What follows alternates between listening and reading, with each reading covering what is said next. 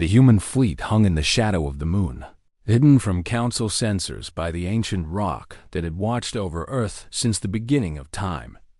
Danny Cole stood on the bridge of the flagship, a rebuilt carrier that Lisa had named Endurance. The name fit perfectly. Humanity had endured 15 years of occupation, and now it was time to show the galaxy what that endurance meant. Reports came in every hour from across the solar system. The Council was gathering its forces for a massive counterattack. Admiral Korvax, the most decorated Kethrani commander in the fleet, had been given orders to crush the human rebellion once and for all. His armada included 200 warships, each one more advanced and more powerful than anything humans had ever built. Against this force, Lisa had 12 ships and 10,000 fighters who had never seen real combat. The odds were impossible. Danny did not care. Neither did anyone else. Ambassador Serena had done something that nobody expected. She had openly declared her support for the human cause and called upon other Vorath to join her. The Vorath were a proud species who had served the Council for centuries, but many of them had grown tired of being treated as second-class citizens. Serena's call reached 3 warship captains who shared her beliefs. They agreed to defect at the moment of battle and fight alongside the humans. Danny spent his days coordinating communications between the human fleet and resistance cells on other worlds. The broadcast he had made from the prison station had sparked rebellions across Council space. Slaves on Mayan colonies had seized control of their facilities. Workers on factory planets had sabotaged production lines. Political prisoners on a dozen worlds had escaped and formed their own fighting forces. The Council was facing threats on every front, and they did not have enough soldiers to contain them all. Karen continued her broadcast from a hidden location on Earth. She told stories of human courage and alien tyranny. She read the names of those who had died fighting for freedom and called upon those still living to honor their sacrifice. Her words reached billions of beings across the galaxy, and with each broadcast, the resistance grew stronger. Lisa spent every waking moment preparing for the battle that everyone knew was coming. She studied Council tactics and looked for weaknesses that she could exploit. The Kethrani military was powerful but rigid. Their officers followed rules and protocols that had worked for centuries. They did not improvise. They did not adapt. Lisa intended to use that weakness against them. The day of battle arrived without warning. Council ships appeared at the edge of Earth's orbit, emerging from faster-than-light travel in perfect formation. Admiral Korvax broadcast a message demanding immediate surrender. He promised mercy to those who laid down their weapons and death to those who continued to resist. Lisa did not bother to reply. She simply gave the order to attack. The human fleet emerged from behind the moon and accelerated toward the enemy. Council gunners opened fire, filling space with beams of light that could vaporize a ship in seconds. Lisa had anticipated this. She had positioned her ships so that they approached through a field of asteroids that the Council had ignored. The rocky debris absorbed the first wave of fire and gave the humans time to close the distance. Danny watched the battle from the Bridge of Endurance, his heart pounding with every explosion. Human pilots flew their small fighters with skill and courage that amazed even the Council veterans. They dodged enemy fire and delivered strikes against vulnerable points that larger ships could not reach. 3 Council destroyers fell in the first hour of fighting. Admiral Korvax was not impressed. He had expected to lose some ships. He had 200 more. He ordered his fleet to advance and crush the humans through sheer weight of numbers. The human line began to buckle. Then Serena made her move. Her 3 Vorath warships had been positioned at the edge of the Council formation, waiting for the right moment. When Korvax committed his reserves to the main assault, Serena gave her order. The Vorath ships turned their guns on their former allies and opened fire. The Council formation fell into chaos. Ships that had been firing on humans suddenly had to defend themselves against attacks from behind. Officers who had expected perfect discipline found themselves facing betrayal. Admiral Corvex screamed orders into his communicator, but no one was listening anymore. Lisa seized the moment. She directed all human ships toward the Council flagship, a massive vessel called Eternal Dominion. If they could disable or destroy it, the rest of the fleet would lose coordination and might retreat. It was a desperate gamble, but Lisa had no other choice. Danny led a team of engineers who had developed a special weapon during the weeks of preparation. It was a computer virus designed to penetrate Council systems and disable their shields. Getting it into the flagship would require someone to physically connect the device to the ship's hull. Danny volunteered before anyone else could speak. He boarded a small shuttle and flew toward Eternal Dominion while the battle raged around him. Enemy fire streaked past his windows. Friendly ships exploded in bright flashes that he tried not to look at. He focused on his target and nothing else. The shuttle attached to the flagship's hull near an auxiliary port. Danny put on a pressure suit and climbed outside. He worked quickly, connecting the device to the ship's external systems while praying that no one noticed him. The virus took 30 seconds to upload. Those 30 seconds felt like 30 years. The flagship's shields flickered and died. Lisa saw the opening and gave the order. Every human ship that could still fire concentrated its weapons on Eternal Dominion. The massive vessel shuddered under the assault. Its engines failed. Its weapons went silent. Admiral Corvex tried to order an evacuation, but there was no time. Human soldiers boarded the crippled flagship and captured its command deck. Admiral Corvex surrendered his sword to Lisa Grant personally. It was the first time in galactic history that a Council military commander had been taken prisoner by a species that the Council considered inferior. The remaining Council ships retreated. Some fled toward the outer planets. Others simply drifted without power, their crews too shocked to continue fighting. The battle was over. Earth's orbit belonged to humanity. Danny returned to Endurance as a hero. Lisa embraced him on the flight deck while the crew cheered. Karen's face appeared on every screen, broadcasting the news of victory to the entire planet. Celebrations erupted in cities and towns and villages that had known nothing but fear for 15 years. But Danny knew that the war was not over. The Council still controlled most of the galaxy. They would regroup and return with even greater force. Humanity had won a battle, but they had not yet won their freedom. Representatives from 7 other species contacted the human fleet within hours of the victory. They wanted to form an alliance. They wanted to fight together against the Council. They had seen what humans could do, and they wanted to stand beside them. Lisa accepted every offer. The Free Species Coalition was born that day, forged in the fire of battle and sealed with the blood of those who had given everything for liberty. Danny looked at the stars and knew that the galaxy would never be the same.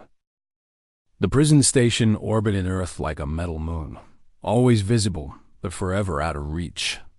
Danny Cole had spent 2 months inside its gray walls, and every day had been worse than the one before. Commander Thexolin, a Kethrani officer with coal black eyes and no patience, had made it his personal mission to break Danny and extract the names of every resistance leader on the planet. The interrogations happened twice a day. Sometimes they used pain. Sometimes they used threats. Sometimes they simply left Danny alone in a dark room for hours until he lost track of time completely. But no matter what they did, Danny never gave them what they wanted. He thought about Karen and Lisa and all the people counting on him to stay strong. He thought about Dr. Ellis, who had died without saying a single word against humanity. If she could stay silent until the end, so could he. The prison held thousands of humans from every country on Earth. They were activists, scientists, former soldiers, and ordinary people who had simply been in the wrong place at the wrong time. The council kept them in small cells and fed them just enough to survive. Guards walked the hallways at all hours, watching for any sign of communication between prisoners. Punishment for breaking rules was swift and brutal. Danny met Pete Dawson on his third day in the station. Pete was an old man with white hair and scars on his face from years of hard living. He had been a prisoner for 3 years, longer than almost anyone else. Most humans did not survive that long. Pete had survived because he was smart and careful and patient. He had spent his time watching and learning and waiting for the right moment. Pete approached Danny in the food line and whispered 3 words that changed everything. He said he knew a way out. Danny almost laughed, but something in the old man's eyes stopped him. Pete was not joking. He had spent 3 years mapping every corridor, memorizing every guard rotation, and identifying every weakness in the station's design. He knew things that the council did not know he knew. And he had been waiting for someone with enough courage to help him put his plan into action. The 2 men met in secret, whenever they could. They talked in whispers and wrote messages on scraps of cloth that they destroyed after reading. Pete explained that the station had a communication array that could broadcast signals across the entire solar system. If they could take control of it, even for a few minutes, they could send a message to Earth and beyond. They could tell the galaxy that humans were still fighting. Meanwhile, far below on the surface of Earth, Con White worked without rest. The dampener schematics that Danny had sacrificed himself to steal had been analyzed by resistance engineers. They had found a way to block the signals, but they needed materials that were hard to find. Lisa Grant led raid after raid on council supply depots, gathering everything they needed while losing good people in every battle. Lisa had also been preparing the Hidden Fleet for its first real mission. 13 human-built spacecraft now waited in underground hangars, fully armed and ready to fly. Their crews trained in simulators and studied stolen council tactical data. They knew they were outgunned and outnumbered. They did not care. They were ready to fight. Karen made contact with something unexpected during those weeks. Messages began arriving from other planets, from species that lived under council rule, just like humans did. They had seen her broadcasts. They had heard about human resistance. They wanted to know if the rumors were true. They wanted to know if humans were really standing up to the council. Karen told them yes. She told them that humans would rather die free than live as slaves. She told them that the council was not as powerful as it pretended to be. And slowly, carefully, she began building relationships with rebels on a dozen different worlds. The resistance was no longer just human. It was becoming something bigger. Inside the prison station, Danny and Pete put their plan into motion. They recruited other prisoners one by one, choosing only those who had nothing left to lose and everything to gain. They stockpiled small items that could be used as weapons. They memorized the location of every guard post and every security door. They prepared for the moment when everything would happen at once. That moment came on a cold morning when the station passed over the dark side of Earth. Pete gave the signal, and prisoners in 12 different sections of the station attacked at the same moment. Guards fell before they knew what was happening. Doors that should have been locked swung open because Pete had spent months sabotaging their circuits. Alarms screamed, but by the time reinforcements arrived, the prisoners had already reached the communication array. Danny pushed his way to the main console and began broadcasting. He spoke quickly, knowing that he had only minutes before the council regained control. He called out to Earth and told his people to keep fighting. He called out to the other species watching from their own prison worlds and told them that freedom was possible if they had the courage to reach for it. He called out to the council itself and told them that humanity would never submit, never surrender, and never stop until every chain was broken. Commander Dexolin reached the array just as Danny finished speaking. Soldiers surrounded the prisoners. There was nowhere to run. The Exoan drew his weapon and prepared to execute Danny. On the spot. Then the wall exploded. The blast knocked everyone to the floor. Through the smoke and fire, Danny saw something he had never expected to see. Human spacecraft were attacking the station. Lisa had come. The hidden fleet had revealed itself at last. The battle was short but intense. Human ships punched holes in the station's hull, while rescue teams poured through airlocks. Pete led the prisoners toward the docking bays, while Danny stayed behind to download as much data as he could from the Council computers. He grabbed files about fleet movements, defense networks, and secret projects that the Council never wanted anyone to see. A hand grabbed his shoulder and pulled him toward an airlock. It was Lisa herself, wearing combat armor and carrying a rifle almost as big as she was. She told him to stop being a hero and start being smart. Danny did not argue. They escaped just before the station's reactor went critical. Danny watched through a porthole as the prison that had held him for 2 months broke apart and burned. He thought about Commander the Exolan, who had promised to break him, and wondered if the Kathrani officer had escaped or died. Either way, it did not matter. The Council had lost something more important than a prison station. They had lost the illusion that they could keep humanity locked up. The human fleet regrouped on the far side of the moon. 13 ships had become 12 because one had been destroyed covering the escape. 63 humans had died in the battle. Danny learned their names and promised himself that he would never forget them. Corinne's face appeared on the main screen. She was crying, but she was smiling too. She told Danny that his broadcast had been heard across the galaxy. 7 other species had already sent messages pledging support for the human cause. The Resistance was no longer alone. Lisa stood beside Danny and looked out at the stars. She said that the real war was just beginning. Danny nodded. He was tired and wounded and scared. But he was also free, and he intended to stay that way. 6 months had passed since Corinne's broadcast shook the world. Danny Cole had spent every day of those months hiding, running, and fighting. He was no longer a translator who kept his head down and followed orders. He was now a wanted man with a price on his head that grew larger every week.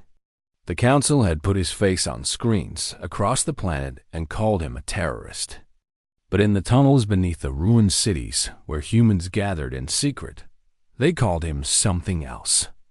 They called him a hero. The old subway system under Chicago had become home to one of the largest resistance cells on the continent. Thousands of people lived in the darkness, eating stolen food and sleeping on concrete floors. They had given up comfortable lives above ground because they had decided that freedom was worth more than comfort. Danny had come to believe the same thing, though it had taken him longer than most to reach that conclusion. Corinne worked beside him every day, turning stolen information into broadcasts that reached millions of humans who still lived under Council control. She had become the voice of the Resistance, a face that people recognized and trusted. The Council had tried to capture her many times, but she was always one step ahead. Danny often wondered how long their luck could last. The leader of the Chicago cell was a woman named Lisa Grant. She had been a captain in the old human military before the Council disbanded all armed forces and confiscated all weapons. Lisa had refused to surrender. She had taken her unit underground and spent 15 years building a network of fighters who trained in secret and waited for the right moment to strike. That moment had finally come. Lisa called a meeting in the deepest part of the tunnels, where thick walls blocked any signals that the Council might try to intercept. Danny and Corinne sat with 24 other Resistance leaders as Lisa spread maps across a wooden table. She pointed to 3 locations on 3 different continents. These were Council communication relays, she explained. They connected the alien administrators on Earth to the main fleet in orbit. If the Resistance could destroy all three at the same time, the Council would be blind and deaf for at least 6 hours. The attacks happened 3 days later. Danny was not part of the strike teams, but he listened to the radio chatter as reports came in from around the world. The first relay went down in Asia, then the second fell in Europe. By the time the third relay in South America was destroyed, humans everywhere were cheering. For the first time since the invasion, they had hurt the Council in a way that mattered. But Lisa knew that destroying relays was not enough. The Council had thousands of soldiers on the ground and hundreds of ships in orbit. The Resistance had rifles and bombs and courage. But courage alone could not win a war against an enemy with superior technology. That was why she had kept the biggest secret of all. She took Danny and Karen to a hidden chamber that even most Resistance members did not know existed. What they saw there made Danny's heart stop. It was a spacecraft. Not a Council ship, but something built by human hands using stolen alien technology. Lisa explained that engineers had been working on it for 10 years, salvaging parts from crashed ships and studying captured equipment until they understood how it worked. The ship was not pretty, but it flew. And it was not alone. 12 more just like it waited in hidden facilities around the world. Karen immediately wanted to broadcast the news, but Lisa stopped her. The ships were humanity's last secret weapon. If the Council learned about them too soon, they would be destroyed before they could ever be used. They had to wait for the right moment. That moment seemed far away when a new threat emerged. Ambassador Serena was a Varath, a reptilian species that served on the Council alongside the Kethrani. Unlike most aliens, she had always shown a strange interest in humans.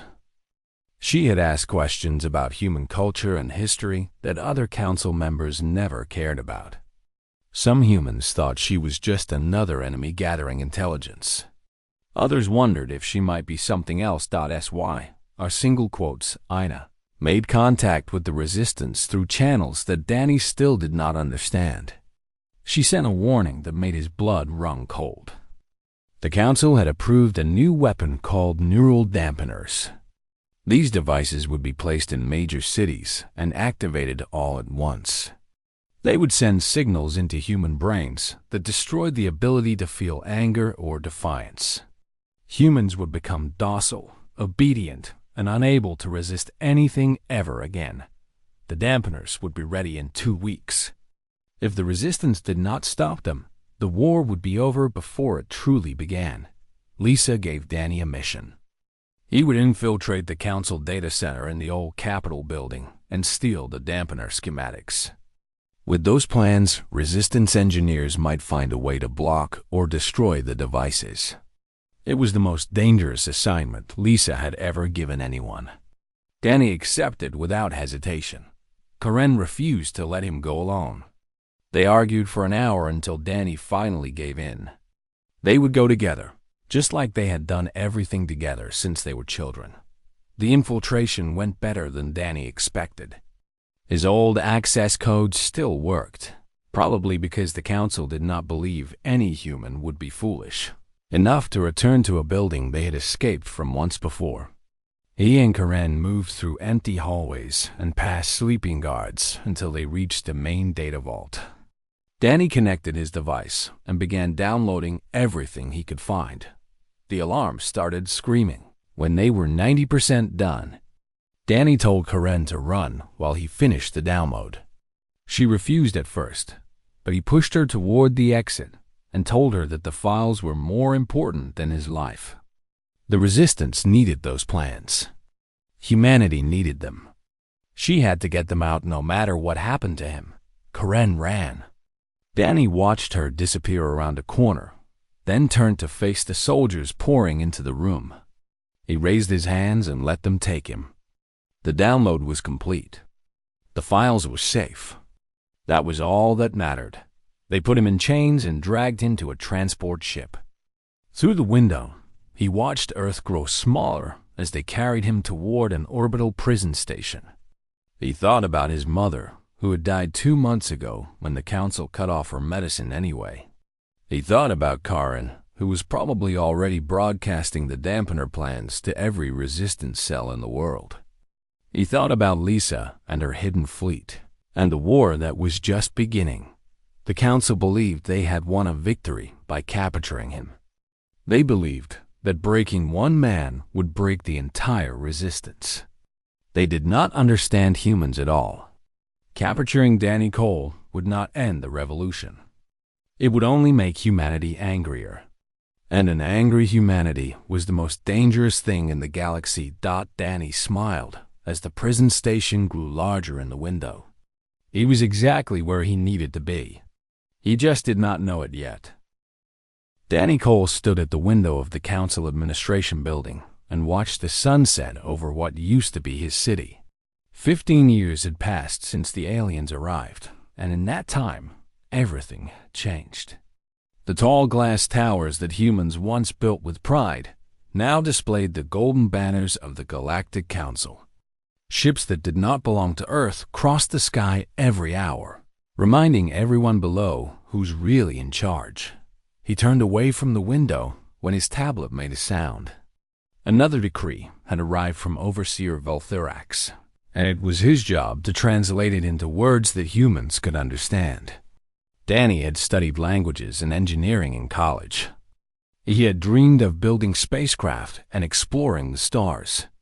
Now he spent his days turning alien commands into polite announcements that told his own people what they could no longer do. The decree made his stomach turn. The council was raising taxes on human farms by 40%. Families who already struggled to feed themselves would now have to give almost half of everything they grew to alien masters, who had never planted a seed in their lives. Danny saved the translation to his tablet and walked toward the elevator. He had a meeting with the farming representatives in 10 minutes, and he would have to look them in the eyes while he delivered this news. The meeting room was small and crowded. 12 men and women sat around a table that was meant for 8. Their faces were tired and their clothes were worn. Danny recognized some of them from his childhood. These were good people who worked hard and asked for little. Now they looked at him with hope, as if he might have brought good news for once. He told them about the new taxes. He watched the hope drain from their faces. A woman in the corner started to cry quietly. A man named George stood up and slammed his fist on the table. He demanded to know how they were supposed to survive. Danny had no answer. He could only say that he was sorry and that he would file a formal complaint on their behalf. Everyone in the room knew that complaints went nowhere. The council did not care what humans thought or felt. After the meeting, Danny walked through the streets toward his small apartment. The sidewalks were crowded with humans hurrying home before the evening curfew. Council soldiers stood on every corner, their insect-like bodies covered in black armor. They were Kethrani, the species that controlled most of the council's military. Their large eyes watched everything, and their 4 arms held weapons that could kill a man before he even knew he was in danger. Danny kept his head down and walked quickly.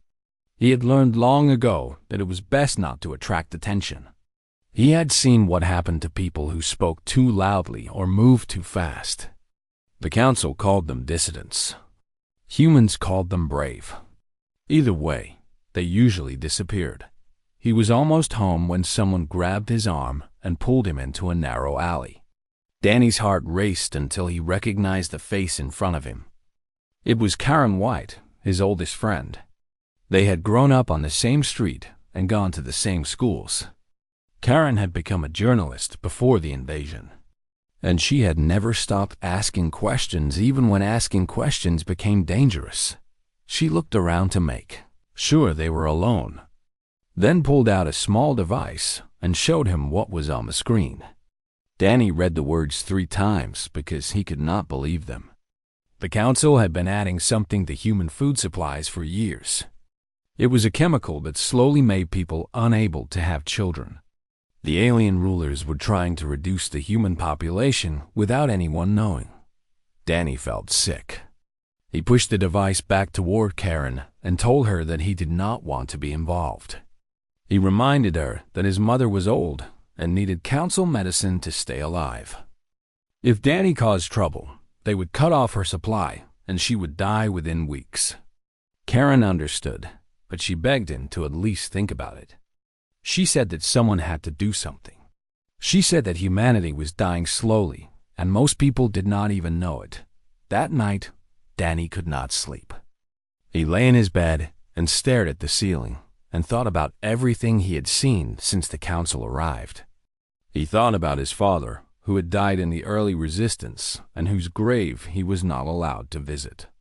He thought about his professor, a brilliant woman named Dr. Ellis, who had taught him everything he knew about spacecraft and had made him believe that humans could reach the stars. The next morning brought news that made his decision for him. The council announced a public punishment in the central square.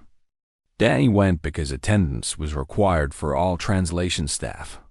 He stood in the crowd and watched as council soldiers brought out a line of prisoners. They were accused of spreading lies about the government. The punishment for this crime was death. Danny watched each prisoner step forward. Then his blood went cold. The last person in line was Dr. Ellis.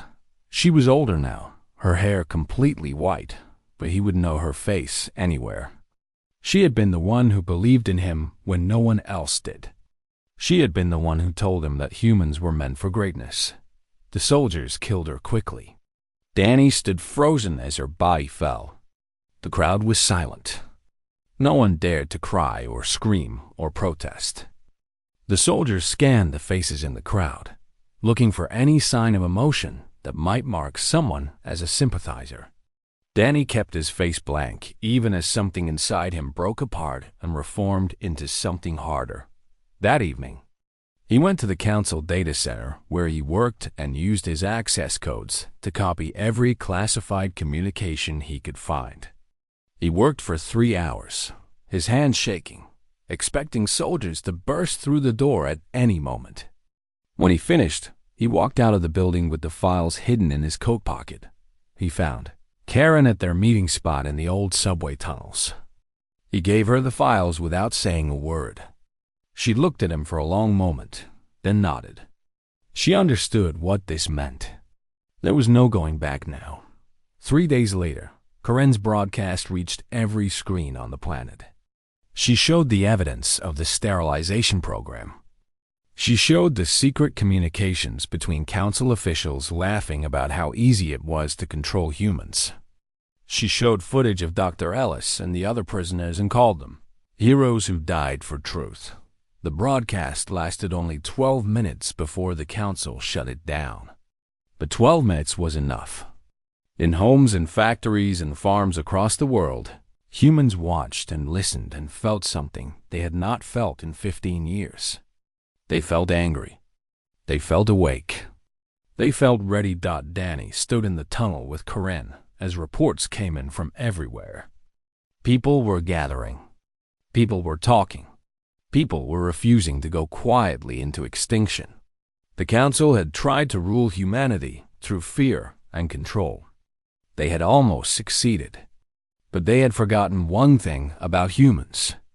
They had forgotten that humans were very good at remembering who had hurt them, and even better at refusing to stay down when someone tried to keep them there. The revolution had not started yet. But the first spark had been lit, and nothing the council did would ever put it out.